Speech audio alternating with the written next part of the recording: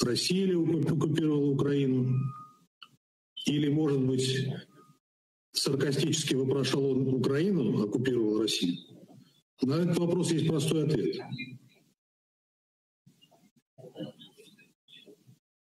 Украина оккупировала Украину. К сожалению. К сожалению. И ведет войну на своей собственной территории. Очередным бредом отметился российский представитель ООН. А с нами сейчас, с нами сейчас на прямой связи Борислав Береза, народный депутат Украины 8-го созыва. Пане Бориславе, вітаємо вас. Витаю вас. Витаемо. Только что вы слышали заявление Василия Небензи, представителя России при ООН. Как вы... Что вы скажете на его заявление? Он говорит, что Украина оккупировала свою территорию и воюет на своей территории, а Россия тут ни при чем. Можно ли это как-то прокомментировать? Вибачте, я не є профільним психіатром або психоаналітиком, а також я не дуже досвідчена людина по аналізу, хто і що вживає, що має такі наслідки. Тому тут треба все-таки звертатися до професійної допомоги, щоб йому хтось порадив якесь лікування або щось інше. Але те, що людина живе в якомусь своєму світі і або відверто бреше, і тоді він покидьок. Ну, треба розуміти, або хвора людина, або покидьок. Іншого немає. Тому комментувати якось інше це неможливо. Вы в ПАРЕ тоже были представителем Украины в прошлом созыве, и такие же подобные заявления были от российских представителей, от российских депутатов Госдумы. Практически аналогичные заявления. Как европарламентарии реагировали на них? Верят ли вообще российским дипломатам, российским депутатам, которые представляют Россию? Ті, хто хочуть, вірять. Скажу відверто. Ті, хто не можуть розібратися, якщо тільки прийшли, вони тоді занурюються в питання. Але більшість розуміється, що це відверті маніпуляції і намагання перекласти свою провину на іншого. Я думаю, что не стоит тратить эфирное время на обсуждение действительно такого бреда, которое прозвучало из уст Небензи. Давайте перейдем к основной новости, которую мы бы хотели с вами обсудить. Это резолюция Европарламента, которая была вчера принята и подтверждена. Вот что вы думаете относительно этой резолюции? Вот что она означает сегодня для нас, для крымских татар, для Украины в целом? Ну, по-перше, це позиція, вона каже про те, що Україна не позбавлена підтримки Європи. Це дуже важливо для нас. Але там є велика кількість критики. Від того, що зараз ми не бачимо, Європа не бачить, на жаль, потужного руху реформ, до того, що немає фінансування в бюджеті на 2021 рік, фінансування, наприклад, кримсько-татарського каналу АТР. Від того, що їм не дуже подобається, що відбувається в Україні, до того, це про критику, що є зобов'язання перед етнічними народами, які є корінними народами України. І це проблема, це велика проблема, яку, на жаль, зараз не дуже хочуть вирішувати в Офісі президента. А, як відомо, вся повнота влади зараз саме у президента. Парадокс, почему европарламентарии понимают, насколько это важно, а украинские власти нет? Українська влада все розуміє. Давайте відверто казати, Гульсум, вона все розуміє. Вона не хоче лише. Знаєте, є така приказка, коли люди роблять гарну міну при поганій грі. От зараз це відбувається на Банковій. Вони кажуть, да ні, давайте будемо розбиратися, там десь гроші незрозумілі, ми не бачимо якісь відповіді, ми не можемо зрозуміти, хто взагалі дивиться цей канал. Вони будуть придиратися до цього. Але чомусь, коли їм кажуть, скажіть, будь ласка, а що там відбувається з телеканалом «Дім», який взагалі ніхто не дивиться? Мовчать. Скажіть, будь ласка, а що там з непрозорим фінансуванням? Мовчать. Скажіть, будь ласка, а що там? Мовчать. Їм дуже цікаво все ж таки позбутися деяких каналів, які не є їх сателітними і які відверто критикують їх. Ну, я б не казав, що це м'яка позиція. Це така позиція не відверто патріотична. Це позиція, є таке російське слово, соглашательства. Це така позиція, коли ти намагаєшся якось примирити свого ворога для того, щоб він якось тебе не дуже сильно ображав. Але з Путіним та Росією так не вийде. І коли в Росії хочуть закрити канал АТР, а Україна йому в цьому допомагає, то в мене з'являється єдине запитання. А хто диригує цією історією? Хто є замовником? Якщо замовники в Кремлі, то хто виконавець тут? І цікаво, чи розуміється Зеленський взагалі, що його зараз ставлять в таке дуже незручне становище. Я не впевнений в цьому, тому що він людина необізнана, він дійсно не розуміється на багатьох питаннях. Це людина, яка ніколи не займалася політикою і за 2 роки не змогла стати політиком. Хоча і отримала мандат довіри від українців і є президентом України. Ми маємо і далі профана, який очолює Україну. Тож, що я можу сказати? Владі зараз, скоріш, більш цікаві шоу, ніж якісь ефективні дії. Вони за ефектні рухи, а не за те, щоб все робити як треба. А Європа від відосиків давно відійшла, вона до цього не підходила. Європа хоче бачити, що відбувається, яка стратегія, за рахунок чого, яких кроків можна отримати те чи інше.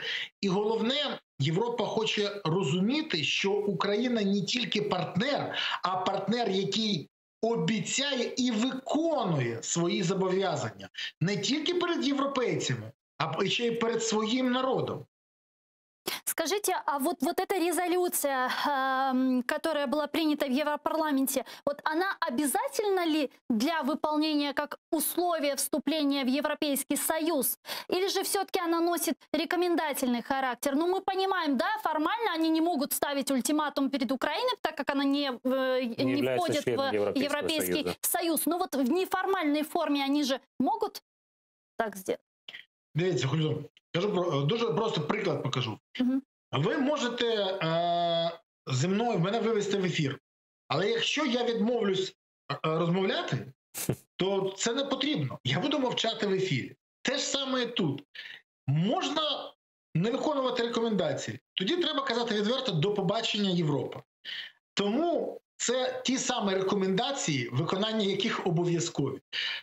ПАРЄ є органом, наприклад, який може тільки рекомендувати, але в будь-якій країні розуміють, що ці рекомендації обов'язкові для виконання. Те ж саме і Рада Європи. Коли вона щось рекомендує, то вона вірить в те, що її почують, виконують рекомендації задля того, щоб досягнути спільної мети. Іншого шляху немає. Якщо нам не потрібна Європа, якщо наша мета – це Сибир, то треба про це казати. І казати, що ми не будемо взагалі нічого робити, те, що роблять в цивілізованих країнах.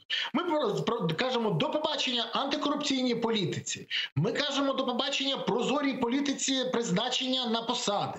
Ми кажемо «до побачення демократії та свободі слова». Ми кажемо «до побачення всьому». Ідемо шляхом Росії або Білорусі, або ще Туркменістан є. Теж така країна, яка дуже гармонійно може вписатися в цей рядок. Або ми кажемо, що ми готові еволюціонувати, ми вдячні за те, що нам кажуть, що робити, готові виконувати, щоб стати частиною європейської спільноти, як це робили інші країни, як, наприклад, це зробила Польща. І ставши частиною, вже мати надійне партнерство та захист. Вы правильно сказали, что Европейский Союз в своей резолюции показал Украине курс, куда двигаться, и акцентировал на том, что телеканал является телеканалом коренного народа и говорит о том, что необходимо для поддержания этого народа выполнять те-то условия. И реакция Министерства по реинтеграции временно оккупированных территорий не заставила себя долго ждать. Через пару часов на сайте Минтота появилось заявление, что они поддерживают эту резолюцию. Но все-таки телеканал АТР, как телеканал коренного народа, ставят в один ряд с другими телеканалами, которые должны участвовать в конкурсах. Они не поняли резолюцию или просто делают вид, что не хотят понимать? Вони продовжують свій вектор. Вони вважають, що якщо вони не будуть реагувати на європейців, то це їм пройде, як завжди, як в Україні. От з нас дуже часто люди кажуть, бачите, там крадуть, вони мовчать. Бачите, призначили кума, друга, свата, родича, ставленника якогось олігарха, вони мовчать. Ви бачите, що відбувається? Вони мовчать, але це в Україні. З Європою буде інший результат. Рано чи пізно Європа може втомитися і скаже, як, наприклад, сказала зараз Грузія, яка відкликала свого посла після того, як Україна показала недружню позицію, відкликала для порад, але до Києва посол Грузії не повернувся. Те ж саме може бути з Європою. вони не будуть відкликати послів, але вони зменшать або зупинять спілкування з Україною, комунікації і співпрацю. Таке вже було під час Януковича, хто забув. І таке може бути і зараз. І тоді нас будуть дуже активно підштовхувати до Росії. Ще раз кажу, будь-які такі, знаєте, напряження, дуже важкі стосунки з Європою, це тільки мають на собі мету тільки одну – підштовхувати нас до Росії. І ще одне. Ми хочемо повертати Крим чи не хочемо? Якщо ми хочемо повертати Крим, ми повинні мати інструментарій для цього. І канал АТР є одним з тих самих інструментаріїв, який допомагає це. Він інформує кримських татар, які знаходяться зараз на окупованій, анексованій території. Він допомагає українцям, які хочуть повернутися до своєї неньки України, під контроль материкової України. Він дає інформацію. Він є одним з тих каналів, які дійсно дивляться. Але скажіть мені, будь ласка, чи розумно знищувати канал, який є, якщо замість нього навіть немає чим його замінити? Ми ж знаємо, як, наприклад, з тим самим телеканалом «Дом», який дуже хотів зробити Зеленський. Його не дивиться взагалі. Більше того, його глушать, і в Донецьку і Луганську його не дивиться. Його неможливо дивитися. Тож, давайте скажемо відверто. Це що завгодно, але не виконання європейських рекомендацій, не захист кримсько-татарського народу, не можливість визволяти Крим. І головне, це має на меті, мабуть, задовольнити бажання Кремля. Не більше. Но эти желания Кремля, они могут не заканчиваться, они имеют свойство не заканчиваться. Сегодня закроют телеканал АТР, завтра откроют Северокрымский канал. Откроют Северокрымский канал, закроют Меджлис. Закроют Меджлис, возобновят товарооборот с временно оккупированным Крымом. Возобновят товарооборот, а европарламентарий нас скажет, а что это вы? Ну идите тогда, что мы санкции-то вводим? Понимаете? Это же может не заканчиваться. Это вообще...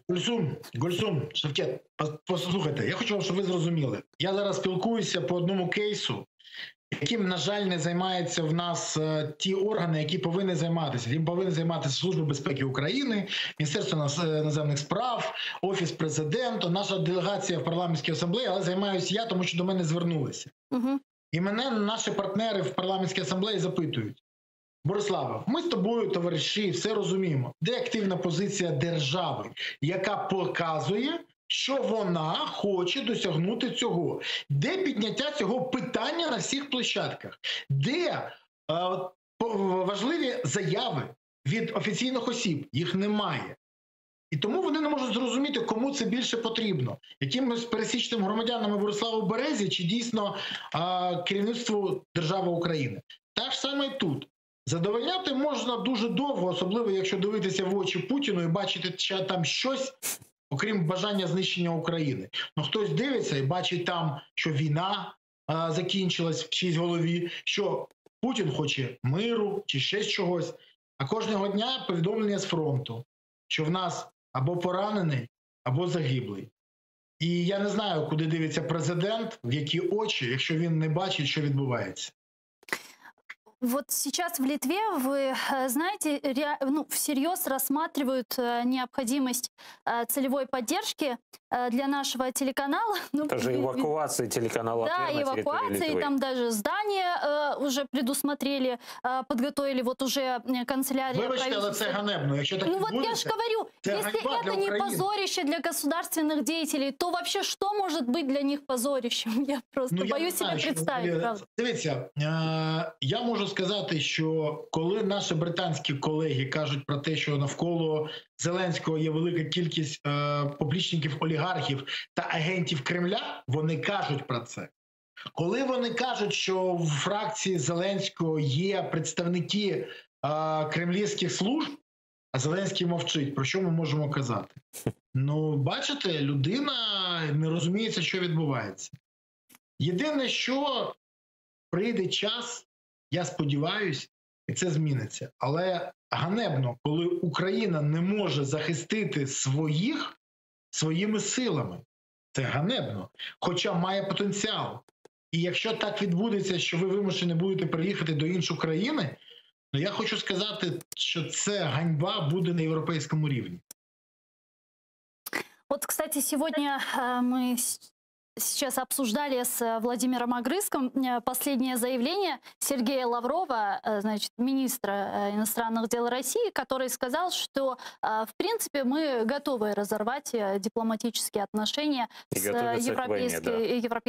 Европейским Союзом. И вот он сказал такую фразу, что если хочешь мира, готовься к войне. Ну, что это? Хочу нагадати, що недавно Путін в Давосі сказав те ж саме. Він сказав, що якщо буде напруження навколо Росії, то будуть з'являтися нові війни. І він це відверто каже, попередив.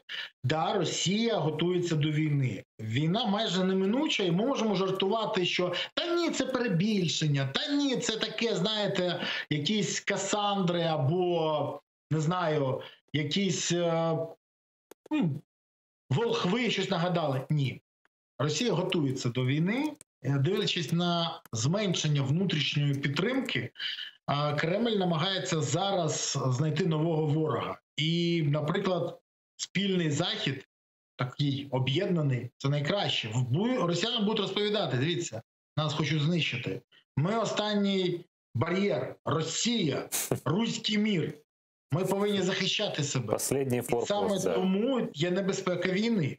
Але зараз є дуже цікава історія. Хочу нагадати, що донька Путіна живе у Голландії, донька Лаврова у Нью-Йорку, донька Пєскова у Нью-Йорку, у Відні живе, якщо я не помиляюся, у Слуцького хтось там з родичів. Вони не в Росії живуть. Тому бомбувати... Пропагандисти в Італії. Так. Соловйов біля озера Комо, як пам'ятаємо. Вони не будуть бомбардувати Європу, Сполучені Штати Америки. Ні. Що ви? Вони будуть відіграватися на Україні, може Польщі, країнах Балтії. І оце велика небезпека. Ми всі це розуміємо. І головна проблема в тому, що Європа дуже повільно починає розуміти, наскільки велика небезпека тої майбутньої війни. Ми всі повинні розуміти, нам не потрібна війна, ми її не хочемо. Але вона більш ніж реальна, більш ніж. А Россия уже тот самый зажатый медведь или еще не дошли до той стадии, что вот именно психовать и разрывать всех? Вокруг всіх виновних. Ні. Поки що ні. Але, дивіться, восени в них будуть вибори. Офіційна підтримка Путіна та його партії біля 30%. Тож неофіційна це 12-15%. Ну, яке це має значення в Росії взагалі? Я поясню зараз. А він може програти вибори. Для того, щоб виграти вибори, йому потрібна маленька, але переможна війна. Або якісь потужні рухи на покращення життя росіян. Він не може покращити життя. Економіка стогне під санкціями, є великі проблеми. Є Крим, який дотаційний, якому треба вода і все інше. Але треба щось робити. І він може намагатися через війну утриматись у владі. Це він не буде першим в історії людства, хто це робить. Тому небезпека є. Головне питання, чи дасть йому Сполучені Штати, це НАТО, ну і Європа, це зробити. І головне, щоб Україна не стала тим полігоном, на якому росіяни захочуть показати свою міць.